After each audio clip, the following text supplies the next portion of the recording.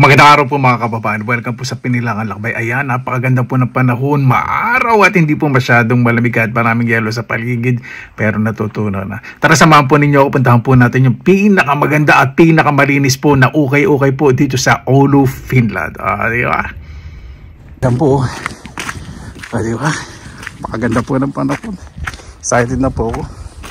Kapag tuloy na po yung yelo, baka end of this month or early next month, mag-ayos na po ng garden ko bago po umalis pa uwing Pilipinas, para pagbalik ko yung mga tatanim ko maayos. Ang kagandahan po dito sa bagong tinitirang ko, malapit lang po sa bus stop, mga few steps lang. Ito, habang tumatalak po ako, dito na po tayo sa bus stop, di ba? Ay, salamat naman. At may CR para po sa mga driver ng bus. Hindi po public toilets po yun, kasi dati walang CR dito yung mga bus drivers, so mas okay. Dito po may bus timetable kung ano oras darating, at meron din pong app, o diba, sa kung saan lang yung bus stop, hindi po patigasan ng mukha kung saan kung saan po sila maggunga na pasero, saan sasakay. Sa bus stop lang po talaga. Kapag ganito po mahangin, maaraw, malamig, malakas po yung makadry ng skin, tapos po yung makaitim. Medyo pinaprotekta yung yung kabuhayan po.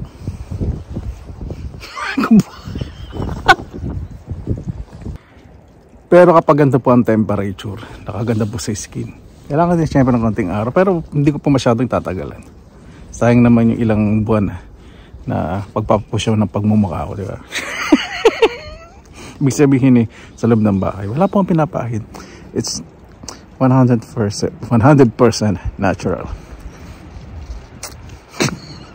Ito 360 degrees ko po. Parang hindi na yung bus. Ayan, kaya magti 360 saka dumating yung bus. Ayan na po, sandali. Sara yun. On time po talaga dumating dito. Ayan, dito na po sa bus. Wala pong masyadong pasahero.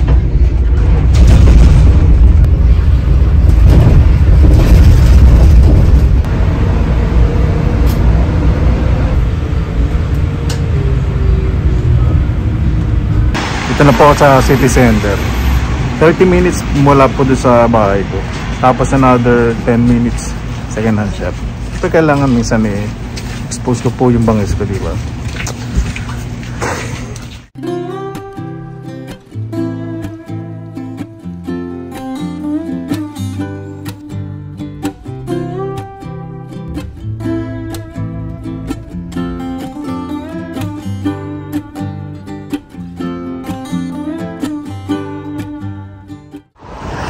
Yan, malakas po ang hangin. Dito na po ako. Hahanap po muna ako ng malalamunan bago po ako sa babak sa pamimili. Ganyan po, di ba? Kailangan mayroon kang inspiration. Pag mamimili, lagi po kumain muna para may enerhiya. May finish pa. May occasion po nga, hindi ko po alam kung ano. Yan po yung dati pinagtatrabaho ko, yung lugar po yung dati. Nagano po ko dyan ng cashier, sales clerk dyan. Sa likod po niya po, doon po yung yung second hand shop. Tingnan nyo naman po kung gaano kalinis po dito. Wala kayong makikita kahit na isang upos ng sigarilyo. Napakalinis. Bawat establishmento po kasi may mga basurahan. Kahit naman po may basurahan, kasi na-practice na po nila yung pagtapon sa tamang basura. Hindi po matitigas yung bungo nila. Bibili na lang po ako ng loose bread saka tubig. Tipid pa kasi pag sa restaurant hindi naman ako ganong kagutom So eto, medyo makakatipid pa ako. Kaya bumili po ako ng murang soft drinks. Sugar free pineapple, 99 cents lang po yan, kasi may mga brand 2 euro mahigit, o diba? Tapos bumili ako ng mini pizza.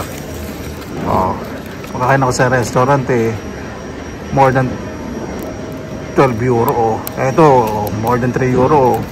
Busog na ako, ganun din. Puro carbs at fats din naman sa restaurant. Eto, at least hindi masyadong mabubunsol yung bahay kanin ko, di ba?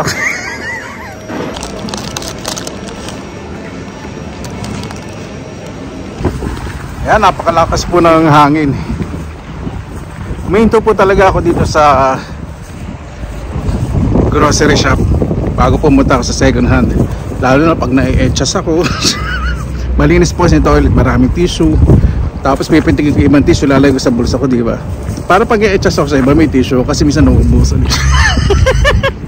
Ayan, yung puting building po na yun. Yun yung parang barko. Ano po yun? Red Cross second hand shop. O, di ba? Sinabi ko na po. Kaya napakasarap pong mamili dahil marami pong natutulungan. Kapag ganito pong maaraw, mahangin, maya-maya po mamumula po yung balat ko. Magra-rosy check po yan ng ano, todo. Nag-start na nga eh. Ayan po yung bilihan ng second hand shop. Pangalan po, konti. Pang-kontihan lang talagang bili. Hindi, ibig sabihin po ng container. Container, yung po sa ginagamit sa mga export-import. Pero sa Red Cross po yan. Yan. At kaya konti po sa mga may mga konting budget. Tulad ko. Kuripot po. Yan, pasok na po tayo. Yung mga donations po dito nilalagay. Tapos sinosort po nila. Yan.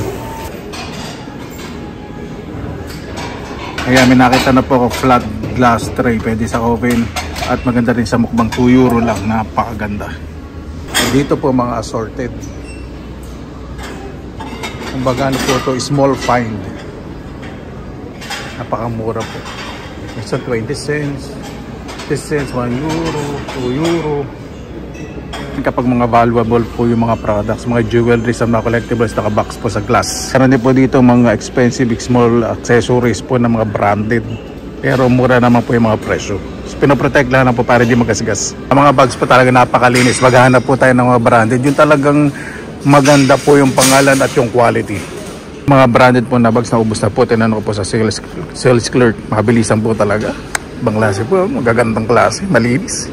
Ito naman po mga kortina, home accessories, small appliances, furnitures. Halos lahat nandito na. Yan po yung mga small appliances. So, ang mumura po niyan, 5, 7, 8, 10 euro, 15. Ganun na lang po ang presyo po niyan. Halos pamimigay na lang po. Siyempre, yung kikitain po, bibigay po sa mga donations sa charity. O, di ba? Mga ilaw, mga upuan, mga antique furnitures. Etong table na lang po, 30 euro na lang. Pero pag nabili po ito sa antique shop, mga 100 plus po yan. Kaya napakasarap po pumunta dito. Organized, malinis, walang amoy, napakabango po rito. Totoo po, hindi po ako nagjo-joke. Kaya kita nyo, may mga libro din po doon at mga sporting goods. Mamaya tingnan po natin. Ito po mga ilaw, iba't ibang klase po. Ito, ano, antique. 3 euro na lang. Ganda po. Mumura ng mga tinda talaga dito. Saka tested po ito. Nakalagay po talagang tinis at gumagana po lahat. Ganda po dito. Ito po yung mga selected ones. Ito medyo designer, 5 euro. So hindi na po kamahalan yun. Meron din naman po dito yung mga libre po sa recycling center. May mga libre po, kaya lang kayo po maglilinis talaga lahat. Marami pong mga libre po doon. Saka may binebenta rin na mga selected, yung sinosort, yung sorted na po, yung nasa-segregate na nila. May binebenta din po. Yung mga paintings din dito. Halos nandito na po talaga lahat. Mga frames, memorabilias. Kasi sa shop, kung bibili po ako nito, ito, ano ba, isang piraso itong frame na to. Mga nasa 5 euro, 6 euro dito, 3 euro, 1 euro. Di ba?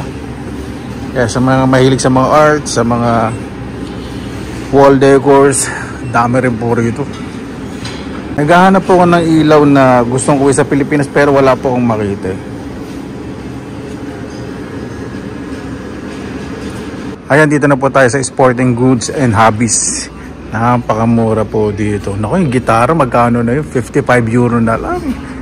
Mura na po yun kasi sa shop. Napapatak po yun na 100 to 200 euro. Antik po yun eh. Hindi naman po kasi lahat na nagtitindi dito, alam niyo mga branded. Kaya minsan nakaka-jackpot po talaga yung mga namimili po rito. Opo, naku, napakalinis, napakaganda. Ayan po lahat po ng sapatos po na itong mga branded. So nagre-range po yan ng 2 hanggang 8 euro. Yun na lang po. Pero pag bibilin po siyempre siya mga bago eh. medyo mahal. Meron din po dito second hand shop na napakamahal po ng mga tinda. Katulad po nito, Nike. Yan. 12 euro. Marami po. Ito, ang ganda oh. Bagong bago. Halos bago pa itsura. Pambabae.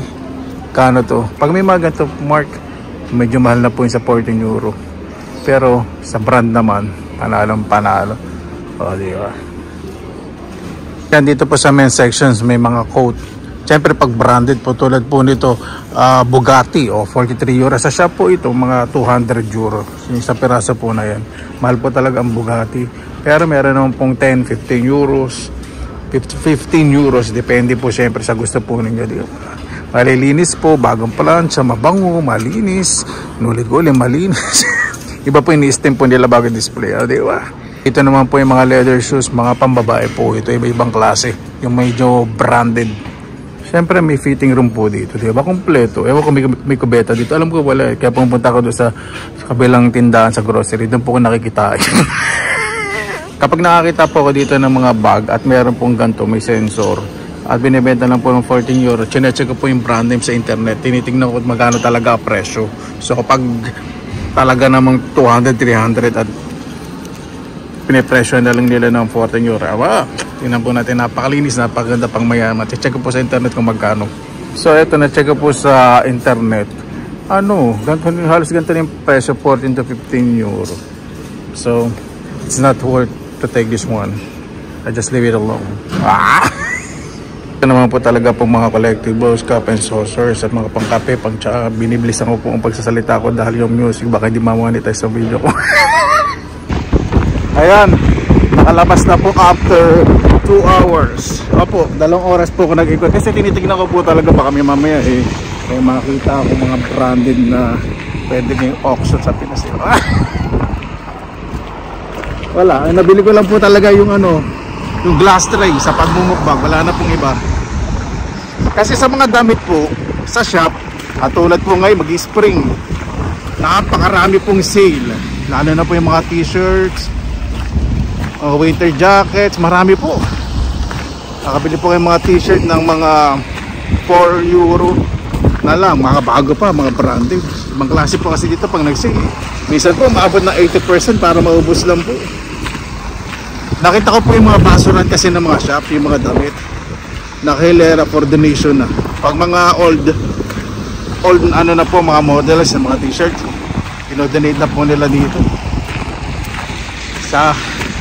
Sa pagiging practical po, alam ko na po kasi yung sistema po dito. So, malaki po talaga natitipid. Yeah. Yan, babalik na po ako dito sa grocery shop. Hindi po ako makiki-etchas o makiki-eat. Mamaya na lang. Bibili po muna ako ng mga snack mamaya para sa tsaa. Pang tsaa. Kaya pa-uwi na po ako. Dahil lang po akong bus. Napakalakas po ng hangin. Ayan po pala, tandaan na parating na po ang spring. Nagmamigrate na po yung mga bibe dito sa Finland.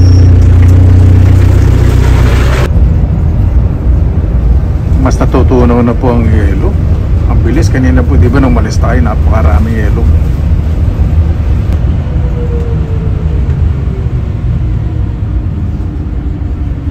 Ito po yung nabili ko. Ito lang po yung binili ko. Sa naman po ko sa shop. Anong klase po ito Yan, may code. Pyrex. Pero pronounce po dito sa Finnish, Purex.